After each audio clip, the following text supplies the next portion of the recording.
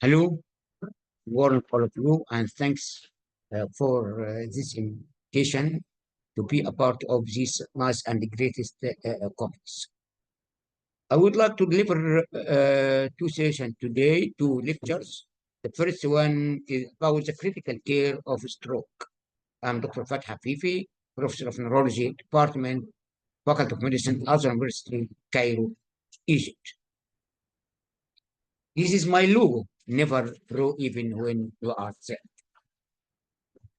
Stroke is defined by WHO as a clinical syndrome of rapidly developing sign of focal or global disturbance of cerebral function with symptoms lasting 24 hours or longer.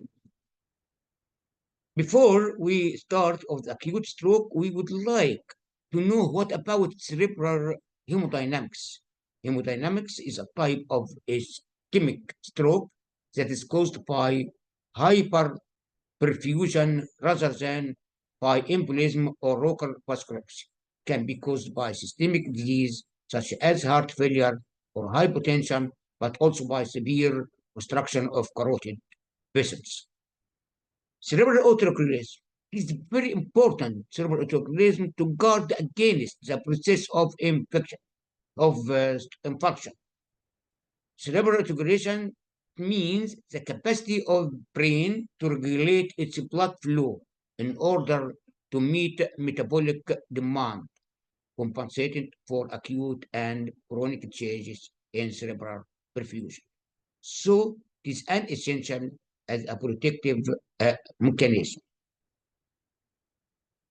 One item again is the cerebrovascular reserve, which is assessment of cerebrovascular reserve can help in stratification of patient who has a risk for stroke and ischemic attack and who will have a benefit from revascularization. So it is very important to assessment of the revascularization therapy.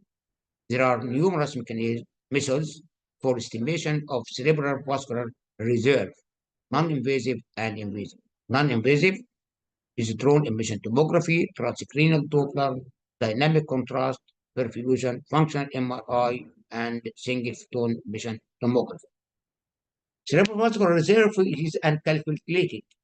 There is cerebral blood flow equal cerebral perfusion pressure on vascular resistance, and cerebral perfusion pressure measured by mean arterial pressure minus intracerebral pressure. In healthy individual, a constant cerebral blood flow is maintained over a wide range of cerebral perfusion pressure with mean regional cerebral blood flow value of approximately 50 milliliter into 100 gram per minute.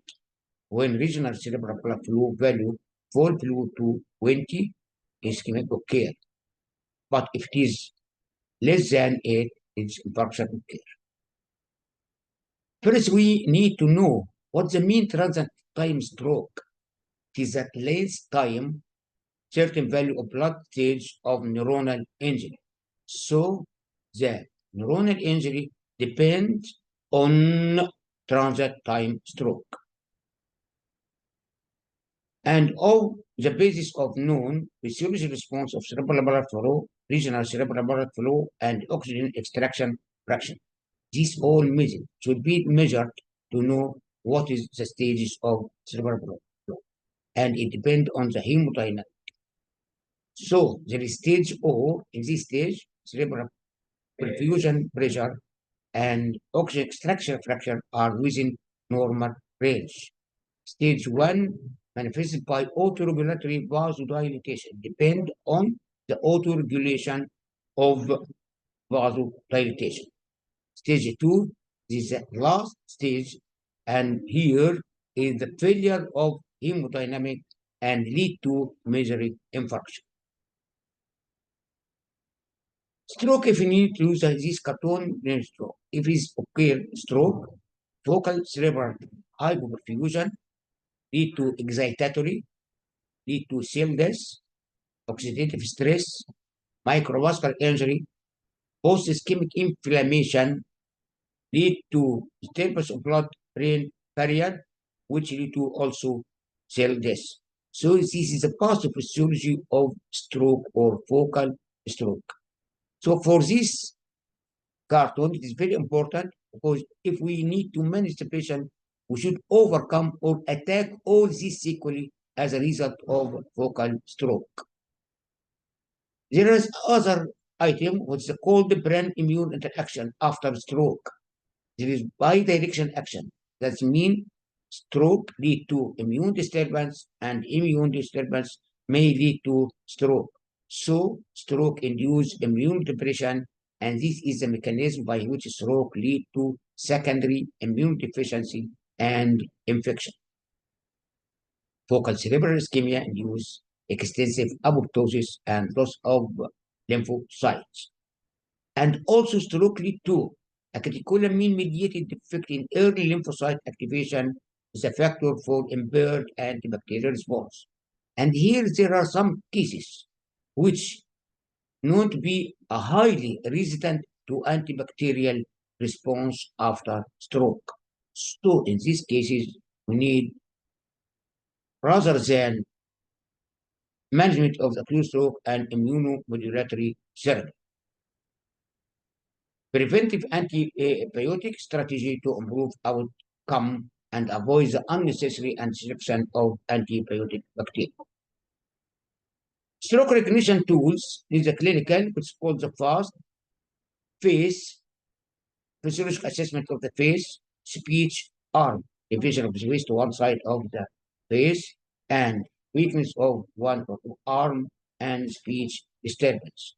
Recognition of stroke in the emergency room to help for more detail. That means assessment of blood pressure, visual field, blood sugar, is a history of seizure or loss of consciousness. It's very important to know. The last, for the treatment of stroke, there are three treatment stages for stroke. First, therapy immediate after stroke. Secondly, prevention, post-stroke rehabilitation. The first one is immediate quick treatment, aiming to minimize neurological deficit and decrease death rate. Reperfusion, we need first reperfusion of acute blood vessels by medical treatment, which is called plasminogen activator, to dissolve the newly formed blood clot within 34 and a half hours. Endovascular procedure, which is called mechanical thrombectomy in cases with large vessel occlusion. Secondary prevention, control of modifiable risk factor, blood pressure reduction in fatal or disabling stroke, reduction streak of cerebral hemorrhage. Third, antiplatelet, aspirin, anti-hydridamol should be the standard secondary prevention. The daily dose of aspirin should be 300 milligrams as for patients who are intolerant of aspirin, clopidogrel 35 milligrams once a day. Anticoagulant should be recommended in every patient with or paroxysmal atrial fibrillation, unless contraindicated, should not be started. Not be used for patient in sinus rhythm unless a major cardiac source of embolism has been identified. Recommendation for surgical intervention, such as carotid endarterectomy, or surgical or surgical procedures. Recommendation for endovascular intervention, stenting of stenotic segment, replace surgical intervention. Palliative care, unfortunately, some patients with stroke have a fatal brain injury, and this is called which is need palliative care to provide clear information about the nature of the stroke, and the medical care may be emphasized to keep the patient comfortable and supported. Recovery and rehabilitation begin the people get better. Rehabilitation, learning to cope with damage and of independence you can buy, relearning skills, adapting sub limitation, stroke team, multidisciplinary team, helping rehabilitation. However, nature is to feel depression, need of depression, treatment of depression, and anxiety.